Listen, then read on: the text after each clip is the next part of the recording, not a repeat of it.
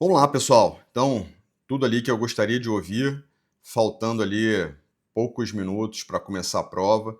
Então, acho que vai ser essa nossa vertente de aula hoje, para que vocês possam realmente botar ali aqueles 20 minutos antes de dormir, ou indo para a faculdade, bota ali no fone de ouvido, bota esse vídeo para andar aí. Tô até falando um pouco mais rápido para facilitar isso para vocês. Um vídeo ali em 1.5 até do YouTube, dá para você ouvir essa aula e prestar atenção do que realmente é importante saber. Então a gente vai correr atrás junto com vocês para poder auxiliá-los. Então, vamos lá.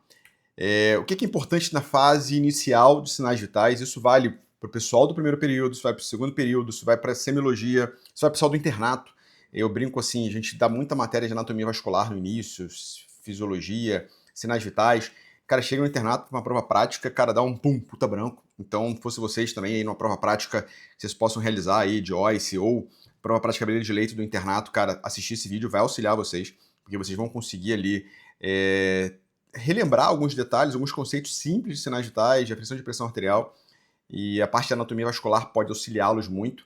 E é onde eu enxergo a parte da anatomia vascular auxiliá-los aqui nesse exame. O que é importante vocês saberem aqui, né? Que sai o tronco ao arco aórtico, eu tenho que sair do quê? O tronco bracocefálico, à sua direita, a artéria carótida comum esquerda, a artéria subclave esquerda. Então, do arco aórtico saem 3 artérias. Então, isso eu tenho que saber de forma clara. Então, só que qual é a grande sacada aqui que eu tenho que prestar atenção? A artéria subclave esquerda, ela sai do arco aórtico. A artéria subclave direita sai do tronco bracocefálico. E quando você está examinando o paciente, você quer fechar ali a beira do leito, uma possível hipótese diagnóstica, quando você tem principalmente divergência de pulsos. Você fala, cara, essa lesão é aonde, hein? Será que essa lesão é arterial? É na subclávia? É na braquial? Ou essa lesão é no tronco? E aí, com a palpação vascular, isso te facilita muito. Vou te dar um exemplo claro aqui. Se está palpando a artéria carótida direita, ela tem um pulso mais fino, então menos amplo, fala, cara, que pulso difícil de palpar, cara. Aí você vai para a artéria carótida esquerda, aquele pulsão, pum, mete a mão, tum, tum, tum. Opa, tem uma coisa errada aqui. Pô, se eu tenho um pulso menor na carótida direita, provavelmente eu tenho algum fluxo de sangue chegando menos ali. Tá chegando menos ali por que motivo? Por que esse fluxo está chegando menos na carótida direita aqui? Provavelmente alguma obstrução. Quando a gente pensa em obstrução, gente, claramente na cabeça de vocês, doença aterosclerótica, ou seja, placa de gordura. Se eu tenho placa de gordura ali, cara, o risco é maior. Então, o que eu vou passar agora? Pô, vou palpar a artéria braquial e radial. Pô, artéria braquial, radial direita, cara, pulso fino também. Opa, tá chegando menos sangue aqui na artéria braquial direita. Vem aqui, palpa a esquerda, pulso normal. Opa, calma aí. Se eu tenho pulso reduzido na artéria braquial e radial, pulso reduzido na carótida direita, essa lesão só pode ser no tronco, porque ela tá vindo aqui de baixo. Porque aqui embaixo está passando menos sangue para ambas. E isso você fecha com a mão e aferindo a pressão arterial. Então, olha a facilidade de um raciocínio clínico para a parte da anatomia vascular quando a gente pensa aqui em membros superiores e região de pescoço. Cara, isso facilita absurdamente. E quando a gente pensa isso, a gente vai jogar isso direto para a perna. Se eu tenho menos sangue chegando na minha perna, provavelmente eu tenho doença vascular. E ó, grave uma coisa na vida de vocês, principalmente o pessoal que está mais à frente. Qualquer paciente hoje que tenha lesão vascular em artérias de membros inferiores, ele tem um risco maior de evento coronariano, ou seja, de infarto. Então, se você quiser classificar esse paciente hoje como risco, só ele ter lesão em membros inferiores nas artérias. E isso já é um fator de risco aumentado, você já vai ter que ter um controle maior de LDL e colesterol, um controle maior das suas glicemias, triglicerídeos, LDL. Então, olha como que você, pressão arterial, olha como você tem que ficar bem atento aí nessas percepções. E muitas vezes você calcula isso de que maneira? No insuficiência braquial. Daqui a pouco a gente vai falar sobre ele, e isso facilita esse diagnóstico dentro do seu consultório, dentro ali da enfermaria de clínica médica. Você pode já suspeitar e realmente orientar um exame complementar de um Doppler vascular. O que é muito importante, cara, que vocês têm que ter sempre atento ali na questão, que pode ter algum fator numa questão de prova que passe apercebido, às vezes são casos mais longos, vocês estão já desde segunda-feira aqui de manhã fazendo a prova, e a prova o dia inteiro, tem provas que só quarta, tem provas que só quinta, e aquela pegada, prova de manhã e de tarde, e às vezes pequenos detalhes passam apercebidos pela leitura, você não prestou atenção em ler. Para aferir a pressão arterial, você tem que ter algumas coisas primordiais, que vocês gravam muito para a prática. Eu brinco que vocês chegam na prática, se eu pausar vocês esquecem que estão falando, vocês vão vomitando essas perguntas, que é realmente a certificação do paciente não ter fumado, não ter ingerido bebida alcoólica, ele não ter feito exercício por 90 minutos e não estar com a bexiga cheia. E isso é uma coisa muito importante até para quem está aí mais à frente, porque o tempo mudou há 2 anos. Era 60 minutos, agora é 90 minutos. Então, boa parte dos alunos, até que teve essa aula com a gente cobrava 60 minutos. Eu falei, pô, Jorge, era 60 há 2 anos atrás. Sim, teve uma atualização de diretriz brasileira, de orientação, de aferição de pressão arterial, e pediu-se que esperasse 1h30 de qualquer atividade física. Então, fique atento aí, que se tiver algum quesito desse aí no cabeçalho, pode chamar a atenção por uma alteração do valor da pressão arterial. Se o valor da pressão arterial ela estiver alterado, pode estar alterado, se você não respeitar essas fases, isso pode ter ali alguma questãozinha que te gere alguma dúvida ou uma pergunta de verdadeiro ou falso. Então, sempre se certifique dessas questões. Então, isso é fundamental para você. Outro ponto importante, e aí vai mais até para a tua vida, mas que tem que ficar claro, e teve uma dúvida de uma dos colegas que colocaram na caixinha de pergunta, e eu vou tentar matar essa dúvida aqui agora, e vai que tá na prova, né? Então acho que é importante a gente falar essas questões. Primeiro passo, a posição do paciente. Então ele tem que estar sentado, os 2 pés apoiados no chão, cotovelo em cima da mesa, palma da mão para cima, como tá vendo no desenho aqui, ó, porque você tem que fazer que a posição do braço aqui, ó, fique exatamente na altura do coração, palmazinha da mão para cima, as costas apoiadas.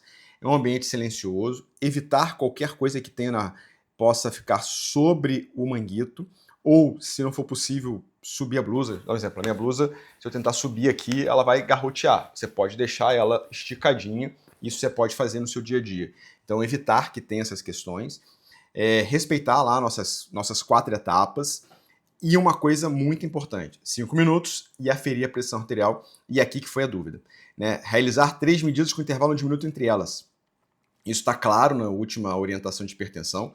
Eu sei que boa parte do pessoal, eu não vejo ninguém fazer isso. Tá, você não é todo mundo, né? Então você quer fazer a medicina adequada e fechar diagnóstico de hipertensão e você quer acertar a prova. Então, um detalhe, gente, não briga com a prova, tá? Prova é prova, leia o cabeçalho, eu não concordo com essa opção. Cara, vá na mais provável, que com certeza é ela que tá ali. E quando a gente faz para vista de prova, a gente faz o seguinte, né? Quem já me conhece, tem um livro lá. Aí eu pergunto, tá bom, nem eu nem você, vale o livro. Então, cara, a gente sempre segue muito o que está no livro. Essa figura aqui é tirada diretamente de uma diretriz que acabou de publicar. Então, o livro ele é muito importante para manusear as dúvidas. Eu estou com dúvida, você está com dúvida, quem ganha é o livro. Então, atenção nisso, não importa o que você está acostumado a fazer no seu dia a dia, não importa o que você já viu o médico fazer, médicos muito bons fazendo, é o que está ali escrito que tem que ser feito. Então, você precisa fazer 3 medidas de aferição de pressão arterial em todos os seus pacientes, tá? Sempre que possível, na primeira consulta, em ambos os braços.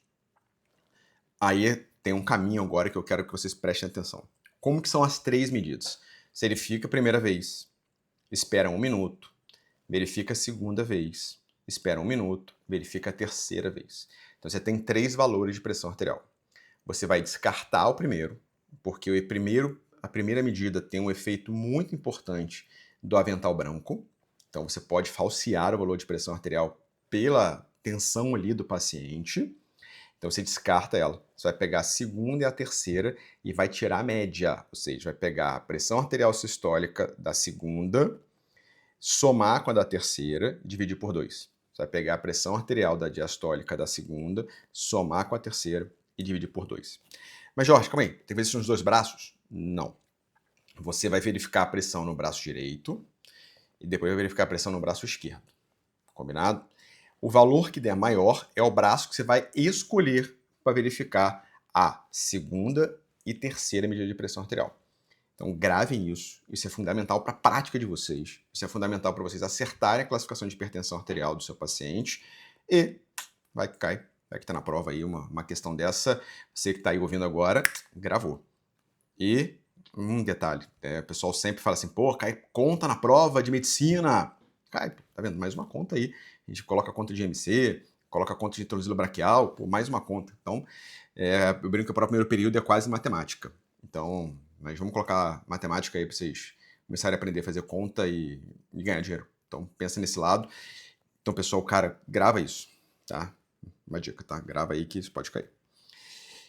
Outro fator importante que caiu muito na prova prática, teve muitos colegas que se perdiam, porque é um quadro que tem que decorar, medicina é muito decoreba, mas isso aqui, cara, é fundamental. Você precisa saber a circunferência do braço e a sua relação com o tamanho da bolsa. Muitos falavam, né, 22, 26 é adulto pequeno, tá, qual é o tamanho do manguito? 22 e 26, não. 22 a 26, eu tenho que ter o tamanho da bolsa de 20 centímetros, com a largura de 10. 27 a 34 é um adulto, beleza, mas eu tenho que ter a bolsa de 30. 35 a 44 é um adulto grande, tem que ter a bolsa de 38. Cara, são perguntinhas simples de decoreba, cara, que você já tem que saber. Cara, grava o meio. Grava o meio aqui, meio, 30. 30 é adulto. 30 abaixo é quanto? Pô, 24. Acima é 38, pronto. Você já vai gravando o meio ali, isso facilita vocês a realmente saber uma possível questão de prova. E normalmente, quem já está aí mais à frente sabe que sempre cai uma questãozinha dessa, porque são questões conceituais muito importantes. Por que é muito importante isso? Se você utilizar um manguito equivocado nesse paciente, pode mudar a pressão arterial. E como? Se eu uso um manguito adulto pequeno no paciente adulto grande, eu vou subir a pressão arterial. Se eu uso um adulto grande no adulto pequeno, eu vou cair o valor da pressão arterial. E aí você fecha diagnósticos equivocados. Se pegar um adulto grande e colocar no paciente adulto pequeno, você vai dar um valor de pressão arterial muito menor. Se você usar muito menor, você vai falsear aquele diagnóstico de hipertensão, você vai falsear o estágio de hipertensão, você pode, às vezes, não começar a tratar esse paciente ou não ajustar a dose de remédio. Então isso aqui é fundamental. E esse gancho do porquê que o manguito gera diferença, cara, pode ser que... Entendeu, né? Então, acho que isso é importante para vocês e, gente, isso é para a vida. Então, não é só para quem vai fazer prova agora, nos primeiros períodos, cara, isso cai no segundo período, isso cai em semiologia, isso cai em clínica médica, isso cai no internato. E se duvidar, cara, numa prova conceitual de residência, eles podem perguntar isso para vocês, porque são conceitos. Conceitos que têm que ficar informados na mão de qualquer médico clínico, não sei se é cardiologista. Médico clínico tem que saber isso. Então, são questões conceituais que eu quero que vocês gravem, que isso é importante para vocês para a vida. Mesmo que vocês esqueçam o tamanho, né, até porque eu já ensinei para vocês, tem uma forma da própria braçadeira dizer para você se está no tamanho correto ou não. Isso aqui é importante para você. Usei errado, eu vou dizer valor errado. E quando estiver no teu plantão lá, você pega um paciente e fala, cara, não é possível, esse valor está equivocado, olha para o braço. Normalmente aqueles pacientes mais fortes, eles sempre têm valor de pressão arterial mais alto e eu uso de verificar de novo e eu tô certo porque eu usei o aparelho adequado. Então, tenha atenção, grava isso daí, cara, quadrinho pequeno, tá? Só essas 3 linhas aqui é importante para a vida de vocês, prática e, quem sabe, para a prova. E como é que a gente inicia a medida da pressão arterial, né? A gente faz pelo método palpatório, que é muito importante, a gente vai falar sobre essa importância dele, e depois pelo método auscultatório. Por que é importante fazer a medida da pressão pelo método palpatório? Eu sempre brinco lá. Eu olho para um paciente, pré-julgo o valor da pressão dele. Então, o paciente está aqui na minha frente, eu estou aqui no consultório ainda, né? Está aqui na minha frente, olha para ele e fala, pô, um paciente de 18 anos, o paciente provavelmente não é hipertenso, tá? Deixa eu só ligar o ar aqui. Esse paciente provavelmente não é hipertenso. Ou se ele não é hipertenso, deve ter uma opção aí mais 12 por 8, né? 120 por 80. Eu vou insuflar quanto nele? Pô, não vou insuflar muito não, porque apertar isso no braço pode machucar. Eu resolvo insuflar ele até 120, até 150. Da onde eu tirei esse número? Da minha cabeça. Então, o método palpatório, ele é fundamental para que você determine o quanto for insuflar o valor do manguito, até para você não insuflar de forma exagerada. Então, primeiro motivo aí de você usar o método palpatório. Segundo motivo, sabemos que nos pacientes mais idosos principalmente, nós temos uma coisa chamada hiato auscultatório. E o hiato auscultatório é exatamente isso. Você insuflou o manguito da forma que você quis, e esse manguito você não sabe o valor da pressão. E aí, botei o esteto, não estou ouvindo nada, ou seja, som, a artéria foi totalmente ocluída. Então não está passando sangue. Eu vou começar a desinflar. Nesse momento, quando eu ouvir o primeiro som, eu tenho a fase de Korotchkov. Então, você vai pré-julgar que aquele valor ali é a pressão arterial sistólica. Então, o método palpatório também é fundamental para que você não caia no hiato auscultatório. O método palpatório, ele te ajuda a informar a pressão arterial sistólica. Então, olha 3 quesitos importantes aí do método palpatório, que quem já conhece aqui, isso aqui já caiu algumas vezes, né? Então, acho que é muito importante. Então, método palpatório, fundamental, façam todos. Isso tem que estar gravado, vocês não errarem. Quando eu começo a ouvir o som, primeiro som que eu estou ouvindo lá, fase 1 de Korotchkov. Quando eu paro de ouvir o som, ou imediatamente após, fase 5 de Korotchkov. Isso eu tenho que gravar. Fase 1, pressão arterial sistólica. Fase 5, pressão arterial diastólica. Tem uma exceção, daqui a pouco a gente fala sobre ela. Então, gravem isso. Fase 1 de Korotchkov, pressão arterial sistólica. Fase 5, pressão arterial diastólica. Então, os sons, quando vocês cada vez mais forem ouvir, eles vão mudando de timbre. Então, vocês percebem realmente a intensidade e a frequência dele. Ele começa mais baixo, ele sobe mais, daqui a pouco ele vai baixando até ele sumir. Então, isso realmente são os sons de Korotchkov com suas fases, que vai de 1 a 5 fases. Então, isso é muito importante você estar gravando. E aí vem o que a gente acabou de falar do hiato auscultatório. Hiato auscultatório é um intervalo, hiato, tempo, intervalo de tempo, de ausência de ausculta. Então, se parar para olhar aqui, ó, hiato auscultatório, um intervalo de tempo sem ausculta. Então, é um intervalo que você não vai ouvir absolutamente nada. Se você não vai ouvir absolutamente nada, você pode subir para baixo, estimar o valor da pressão arterial. Então, peguei aqui o paciente na minha frente, o seu Manuel, fui verificar a pressão dele e não fiz método palpatório. Resolvi insuflar na minha cabeça. Insuflei aqui 160. Se nesse momento aqui eu tenho hiato, o que eu garanto para vocês que esse paciente vai ter? Pulso. Jorge, como é que eu vou saber se realmente eu tenho hiato ou não? Insuflo. Nesse momento aqui, ó, a pressão arterial sistólica dele é 200. Se eu palpar o pulso arterial, ele tem pulso. A pressão arterial sistólica é quando some o pulso pelo método palpatório. Então, o que eu posso ter durante o hiato auscultatório que me faça a garantia que aquele momento é o hiato? Pulso. Porque se teoricamente não tem som, eu excedi a pressão arterial sistólica. Se nesse momento aqui que você insuflou o manguito em 160, que você não fez o método palpatório, você for ali na radial e palpar o pulso, ele tem pulso. Então, olha a outra forma de você também querer fugir disso, mas não precisa nem pensar nesse caminho, até porque, teoricamente, você vai fazer método palpatório antes. Então, hiato, na verdade, é um intervalo de tempo entre a fase 2 e 3 ali de Korotchkov, que você não ouve som, não ouve tum, tum, tum, tum. Você não está ouvindo isso, eu estou em hiato auscultatório.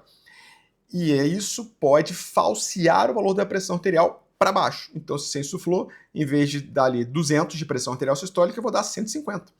Percebeu o estágio diferente? Cara, 200 estágio 3. 150, estágio 1. Minha terapêutica, meu tratamento é completamente diferente. Paciente com estágio 3, eu tenho que medicar hoje. Paciente com estágio 1 pode ser o efeito mental branco. E eu não posso passar remédio. Então, olha o risco que você pode estar expondo ao seu paciente de não fazer o método palpatório. O método palpatório tira você daqui do hiato auscultatório. Então, grave isso de uma forma muito importante na vida de vocês, práticas. E óbvio, se cai na prática, prova teórica, habilidades, pode cair também. Lembra que eu falei para vocês que tem uma exceção, e até me perguntaram isso lá na caixinha de perguntas. Pacientes que eu posso ouvir o som de Korotchkov até 0, ou seja, ele não tem a fase 5. O que é a fase 5? Fase 5 é quando some o som. Some o som, acabou. Não estou ouvindo nada. Fase 5. Se eu estou ouvindo o som de Korotchkov, ou seja, o som de Korotchkov é aquele barulhinho, tum, tum, tum, e eu desinflei meu manguito inteiro, o reloginho bateu no 0, eu ainda estou ouvindo tum, tum, tum, eu não tenho a fase 5. Isso pode acontecer em alguns perfis de pacientes.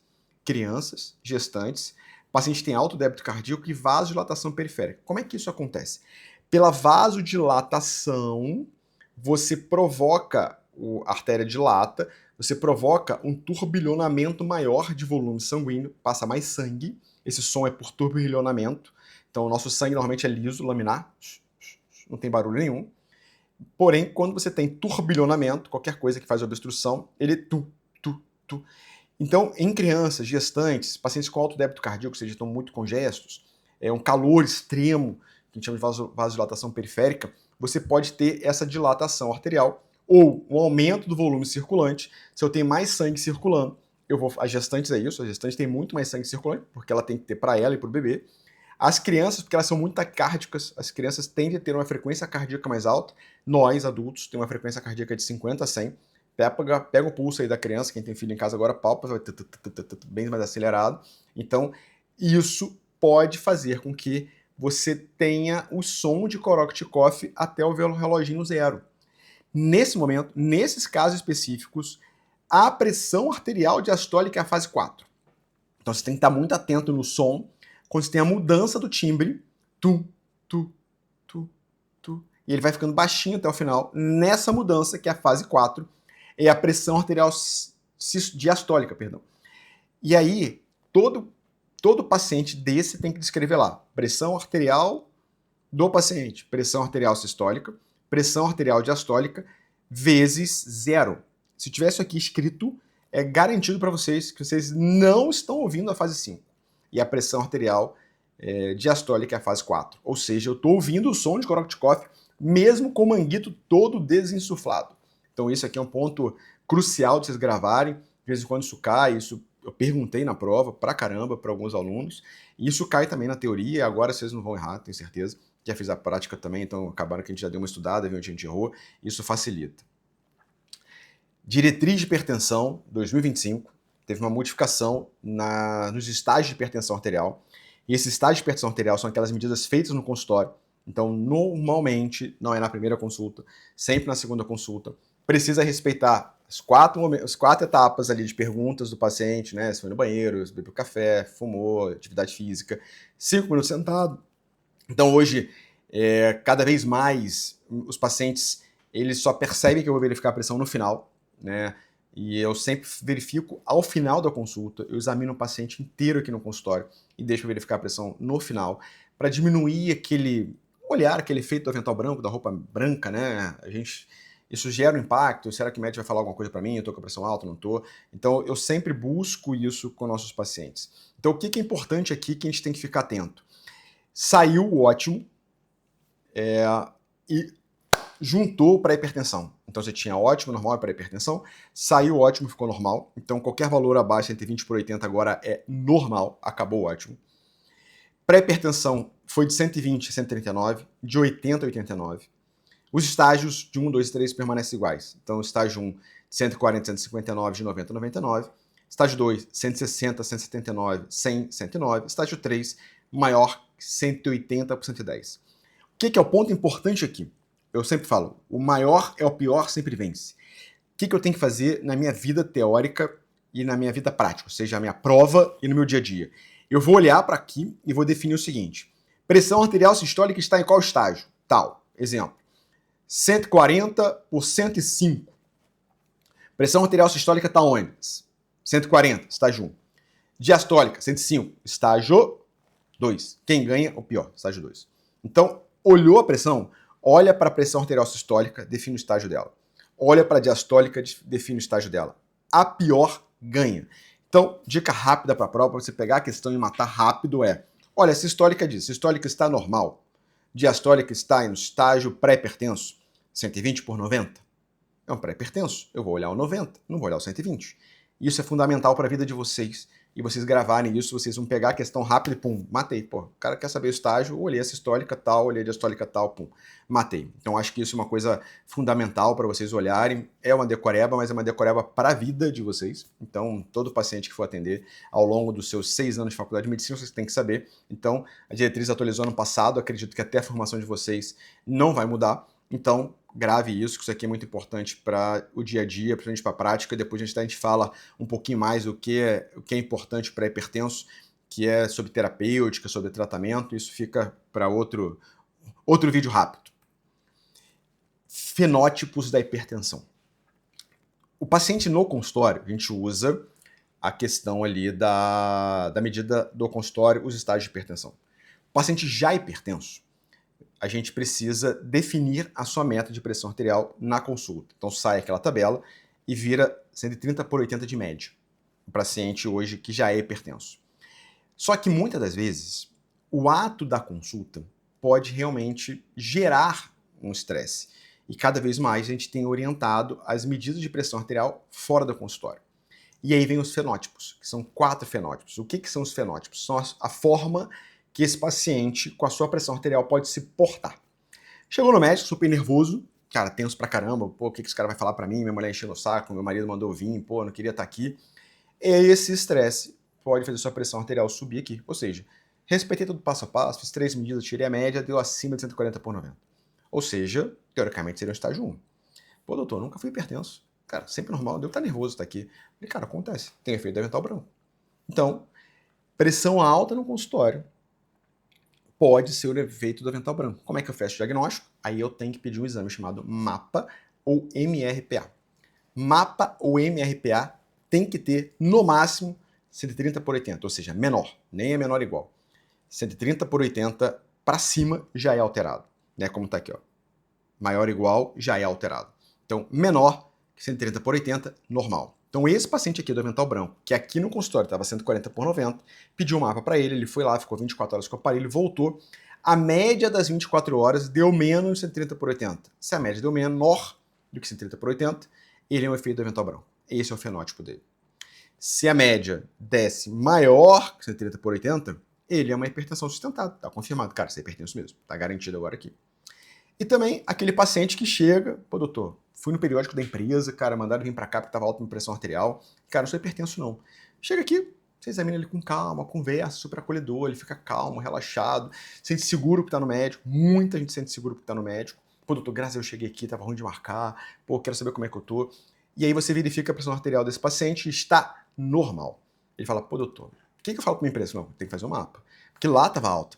Pode ser um efeito mascarado da pressão arterial, exatamente aqui, que é aquele alto risco silencioso. Fora do seu consultório está alterado e no consultório normal. Nesse momento você pede a mapa. Então, no consultório normal, pede a mapa e a mapa de alta, ou seja, acima de 130/80, ele é um hipertenso da ventral, ele é um hipertenso mascarado, perdão. É aquele que fora do consultório está com a pressão elevada e no consultório está com a pressão normal. Esse é o fenótipo da hipertensão mascarada. E já se ele, no consultório está normal, faz a mapa, está normal, é a normotensão verdadeira. Então, normal. Normal lá, normal cá, tudo resolvido. Então esses fenótipos são fenótipos importantes para vocês saberem para a vida de vocês. Então isso vai cair, P1, P2, isso cai para segundo período, isso cai em clínica médica, isso cai em semiologia, isso cai no internato. Cara, isso aqui tem que saber, porque isso aqui muda conduta, principalmente aqui, ó. Hipertensão mascarada, avental branco, se vai tratar ou não vai tratar, o cara que tem alto risco silencioso não sabe que é hipertenso e pode evoluir. Pô, não tinha nada, fui no médico, a pressão normal. Pô, mas ele, será que ele pediu o mapa 24 horas? Pergunta aí quem você conhece tem pressão alta, né, hipertenso. Qual foi o seu último mapa? Cara, ninguém faz. Então, olha aqui para que vocês precisam estar atentos para esse dia a dia. Lembra que a gente falou das lesões vasculares lá no início? Exatamente isso aqui, ó. Pressão arterial entre braços superiores diferentes. Você tem um limite até 15 milímetros de mercúrio. Até 15 milímetros de mercúrio é normal. Acima de 15, o lado com valor de pressão menor, ele tem alguma obstrução. Então, pressão arterial divergente entre os braços, discordantes da pressão arterial sistólica, acima de 15, exemplo, 115 aqui, 98 aqui. Aqui, ou seja, o lado esquerdo, que é o valor menor, o fluxo de sangue está chegando menor por alguma doença obstrutiva. Pode ser uma obstrução arterial, uma dissecção da aorta, qualquer questão que faz com que chegue menos sangue aqui desse lado, faz com que essa pressão seja menor. Então, olha as duas pressões, se a pressão arterial do lado direito for maior que 15 do lado esquerdo, ou vice-versa, você pode ter alguma obstrução arterial ou alguma dissecção de aorta. Isso é muito importante vocês gravarem, porque pode ter uma questãozinha ali na vida de vocês, e por isso que eu falei, ele sempre verifica a pressão nos dois braços, né? Porque isso aqui já pode justificar o seguinte, opa, tem lesão aqui, tá chegando menos, vamos investigar essa artéria. Olha os pulsos, manda e já mandei o paciente operar, muitas vezes pela medida do consultório. Tá? Eu uso 2 aparelhos imediatos, assim, 2 aparelhos automáticos em todos os pacientes, verifico os 2 braços as 3 vezes, e eu já fechei diagnóstico assim, já mandei o paciente para cirurgia, e vocês vão fazer isso também na vida de vocês. Pressão arterial em membros inferiores. Grava uma coisa, gente, o coração está aqui no meio. Braços e pernas, tudo que é mais longe do coração, a pressão tende a estar mais elevada, mais alta. Tá? Então, olhando aqui agora, membros inferiores, a pressão arterial sistólica, ela tem que ser até 20 milímetros de mercúrio maior que a pressão arterial sistólica do braço. Então, a perna tem que ter uma pressão arterial sistólica até 20 pontos maior que do braço. Por que isso é muito importante? Porque a gente tem uma forma de calcular um índice que é chamado índice tornozelo-braquial, que se a pressão lá na perna estiver muito baixa, você vai ter um valor de diferença desse índice. Isso já garante que a gente chama muitas vezes de lesão de órgão-alvo, já garante que esse paciente tem lesão arterial, a artéria tem placa, esse paciente tem problema. Então, Quanto mais distante do corpo, maior tende a ser a pressão arterial. E isso é muito importante para vocês poderem perceber o quê? Cara, se eu estou vendo a pressão arterial na radial, estou vendo a pressão arterial no tornozelo, ela tende a ser maior que a pressão arterial braquial ou que na raiz da aorta. Então isso é um fator importante de atenção, porque se a gente quiser calcular o índice tornozelo braquial, mais uma conta, que é a pressão arterial de membros inferiores dividido pela pressão arterial de membros superiores, e ele der menor que 0,9, esse paciente já tem discreta lesão, e isso pode mostrar para você que ele já tem placa naquela perna, na artéria daquela perna, está chegando menos sangue lá. E olha que é 0,9, eu falei que era 20 pontos a mais, e isso é um marcador direto de lesão de órgão-alvo, de paciente precisar de ser mais agressivo no tratamento dele, e você já fechou no consultório. Então, cara, olha que coisa boa de você poder sair de um paciente, ó, feito insuficiência braquial aqui no consultório, pressão deu 0,8, isso já manda para o vascular investigar, com uma cartinha pro Doppler, isso facilita pra caramba. Então, quanto mais distal, isso é melhor, e essa figura aqui mostra exatamente isso, né? A raiz da aorta, você tem um valor de pressão arterial, quanto mais distal é uma pressão arterial, ela tende a ser um pouquinho mais alta. Então, eu acho que esses são fatores importantes aí pra gente poder gravar. Hipotensão ortostática, que é muito comum nos pacientes idosos, aqueles. Eu sempre dou um exemplo, né? Aquele idoso chega na emergência com um corte na cabeça, fala, cara, levantei pra fazer xixi e cai. Pum. Então, a gente tem o ato de ficar em pé, o ato de estar agachado, ficar em pé, você faz um movimento de vasodilatação, e isso pode fazer com que você tenha um valor de queda da pressão arterial. Então, isso pode acontecer com todos nós, e principalmente com pacientes idosos. É muito comum nos que tomam remédio de pressão, muitas vezes porque erraram a dose. Às vezes tomam mais de um, isso pode também acontecer e fazer hipotensão arterial. Mas como é que é hipotensão ortostática? Você vai verificar a pressão do paciente sentado, vai colocar ele em pé, vai marcar 3 minutos. E você vai ferir novamente. Se tiver uma queda da pressão arterial sistólica maior que 20, da diastólica maior que 10, pode ser os dois ou um de cada, você tem um diagnóstico de hipotensão ortostática. E isso é muito importante, porque lembra que a gente falou que todo paciente hipertenso tem que ter uma média de pressão arterial menor que 130/80? É a meta da pressão arterial dele. Então, tem pressão alta, tem que tratar. No paciente idoso, que tem hipotensão ortostática, você pode tolerar pressões um pouquinho mais altas. Então, é um critério ali de você poder tolerar esse paciente idoso com valor de pressão um pouquinho mais alta do que esse valor que você acabou de encontrar. Então, essas são opiniões aí para você poder saber como manejar um paciente idoso que tem hipotensão ortostática e você não seguir o 130/80 como média. Isso aí acaba sendo uma decorebazinha para a prova de vocês agora. Então grave esses números, grave os 3 minutos, grave os sintomas, que isso pode ter um caso clínico na vida de vocês. Então, pessoal, a ideia era bater esse bate-papo rápido aí com vocês. Então, que vocês possam pegar esses estudos, colocar isso no dia a dia. Tentei fazer o mais rápido que pude. Vai subir daqui a pouco aí para vocês. Peço que entre aqui no nosso canal do Instituto, vai ser um lugar que cada vez mais a gente vai estar colocando ali aulas para vocês, aulas ao vivo. É um projeto novo, feito pelos professores. A gente está cada vez mais construindo conhecimento técnico. Então, entra ali, curte, manda esse vídeo para alguém, para ele poder atingir outros colegas da medicina, de outras universidades. Conteúdo que a gente está fazendo desde o primeiro período, a gente já está nessa disciplina já há 8 anos, então a gente quer que tenha o apoio de vocês, e eu só posso continuar fazendo isso com o apoio de vocês e vocês me ajudando a entender esse caminho novo, então bem verdadeiro para vocês. É um mundo digital para quem é médico, apesar de jovem, mas tradicional, de consultório, ou seja, estou aqui atendendo desde cedo, então estou aqui tentando fazer isso funcionar. O apoio de vocês é fundamental. Então, pessoal, obrigado, que vocês tenham uma prova na paz, tranquila. E o que meu pai falava para mim, fez sua parte? Tá bom, só ir lá. Fez sua parte? Só isso. Então, estudou? Separou horário para lá? Tá resolvido. Boa sorte, pessoal.